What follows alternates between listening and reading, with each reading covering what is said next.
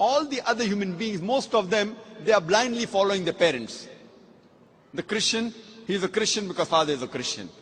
The person is a Hindu because father is a Hindu. Most of the Muslims are Muslims because their fathers are Muslim.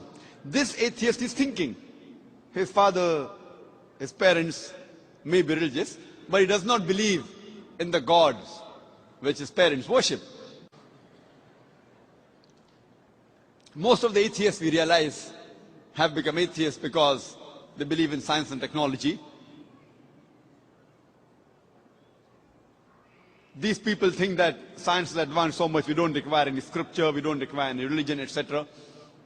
The first question I ask to the atheist is that suppose there is an equipment, there is a machinery which no one in the world has ever seen before. If it's brought in front of you, if it's brought in front of the atheist, and if we ask the question to him, that who will be the first person who will be able to tell you the mechanism of this machinery or this object, what can be his reply? What can he reply? Suppose a machinery who no one in the world has seen, if it's brought in front of the atheist and he's asked the question, who will be the first person who will tell you the mechanism of this machinery or object? The reply the atheist will give you is the first person who will tell you the mechanism is the manufacturer. Some may say the creator, some may say the inventor, some may say the producer. Whatever they say, it will be somewhat similar. Either they say the creator, the manufacturer, the producer, the inventor. It will be somewhat similar. Just keep it at the back of your mind. Then ask him the next question. That how did our universe come into existence? So the atheist will tell us that initially there was a primary nebula. Then there was a big bang. There was a secondary separation which gave rise to galaxies, the sun, the moon, and the earth on which we live. This we call as a big bang. When did you come to know about this creation of the universe? So he will tell you, about 30, 40 years back, the scientists that discovered this. You ask him the question, but what you're talking about the Big Bang is already mentioned in the Quran, in Surah Anbiya, chapter number 21, verse number 30, which says, Avalam yaral lazina kafaru. Do not the unbelievers see anna samawati wal arda kanat ratkan fataknahuma, that the heavens and the earth were joined together and we clove them asunder. What you're talking about the Big Bang is already mentioned in the Quran 1400 years ago. Who could have mentioned that? So the atheist will say, maybe it's a fluke. No problem. Don't argue with him. You continue. The light of the moon, is it its own light or reflected light?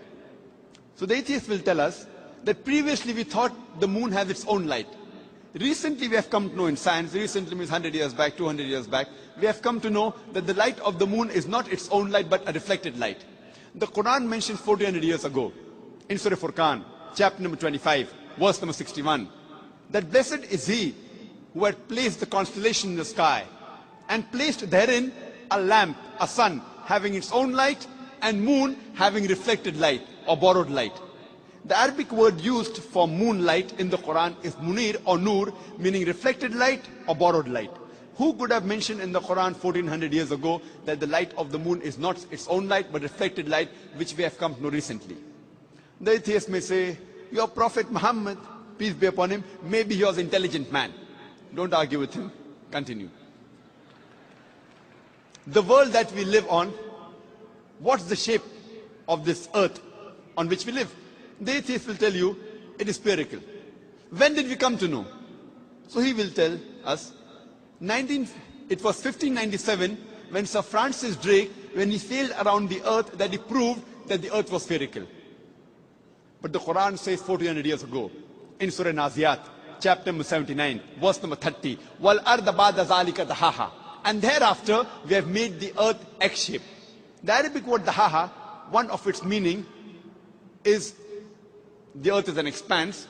The other meaning is derived from the Arabic word duya, which means an egg. And it doesn't refer to a normal egg. It refers to the egg of an ostrich. And we know the world is not completely round like a ball, but it is geospherical in shape. It is starting from the pole. And if you analyze the shape of the egg of an ostrich, that too is geospherical in shape. Who could have mentioned 1400 years ago that the shape of the earth is geospherical? Again, the atheist may say, you know, your prophet, maybe he super intelligent. Don't argue with him. You can continue. When I was in school, I had learned that the sun was stationary.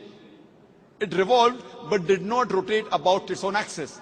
So the atheists will say, is that mentioned in the Quran? I say, no, that is what I learned in school. When I passed my school in 1982, approximately 12 years back, I had learned the sun was stationary, did not rotate about its own axis. But the Quran says in Surah Anbiya, chapter number 21, verse number 33, Huwa allazi khalaqa al-layla wan-nahara. It is Allah who has created the night and the day. Wa-shamsa wal-qamar, the sun and the moon. Kullun fi falaki yasbahun, each one traveling in orbit with its own motion. So the Quran says that besides the sun revolving, it even rotates about its own axis.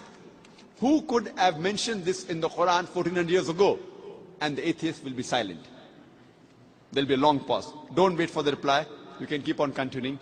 Today, science tells us that the universe is expanding, which is mentioned in the Quran 1400 years ago in Surah Dhariyat, chapter number 51, verse number 47. The Quran speaks about the water cycle which we learnt in school. It was Sir Bernard Palissy in 1580 who first described the water cycle, how does the water evaporate from the ocean, forms into clouds, moves into the interior, falls down as rain. This water cycle is spoken about in great detail in the Quran in several verses. In Surah Az-Zumur, chapter 39, verse 21. In Surah Rum, chapter number 30, verse 24. In Surah Hijr, chapter 15, verse 22. In Surah Mu'minun, chapter number 23, verse number 18. In Surah Nur, chapter number 24, verse number 43. In Surah Rum, chapter number 30, verse 48. In Surah Araf, chapter number 7, verse number 17. In Surah Furqan, chapter number 25, verse 48 to 49. In Surah Fatir, chapter number 35, verse number 9. In Surah Yasin, chapter number 36, verse number 34. In Surah Mulk, chapter number 67, verse number 30. In Surah Tariq, chapter number 86, verse number 11.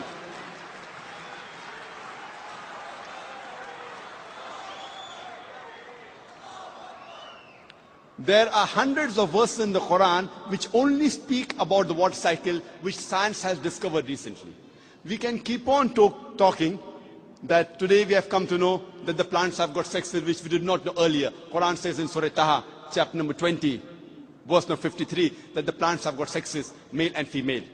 Today we have come to know that there are two types of water, sweet and salty. And there is a barrier between them, which is mentioned in the Quran in Surah Furqan, chapter 25, verse 53, and Surah Rahman, chapter 55, verse 17 and 18.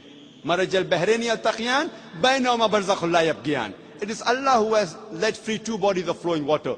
Though they meet, they do not mix. There is a barrier between them.